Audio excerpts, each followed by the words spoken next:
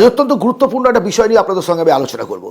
আপনারা নিশ্চয়ই লক্ষ্য করেছেন তরুণ সমাজের মধ্যে আজকে ঘৃণা, রাগ, বিদ্বেষ, অসন্তোষ, উগ্রতা ক্রমশ বেড়ে চলছে। কেন কেন তরুণ সমাজের ছেলেমেয়েরা বর্তমান সময় একটা শ্রেণীর দ্রুত রেগে যাচ্ছে?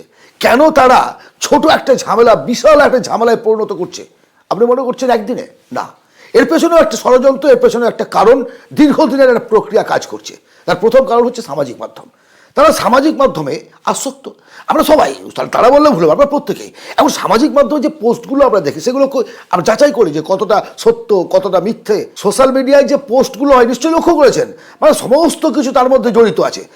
এই যে পোস্টগুলো রাজনৈতিক ইত্যাদি ইত্যাদি ইত্যাদি ঘৃণামূলক পোস্ট, এই সমস্ত পোস্ট থেকে একটা মস্তিষ্কে উগ্রতার জন্ম হচ্ছে, রাগ, অভিমান, ক্ষোভ, আর তারই বহিঃপ্রকাশ ঘটছে তাদের মনে, তাদের শরীরে, তাদের দেহে এবং তাদের পরিবারের মধ্যে। দ্বিতীয়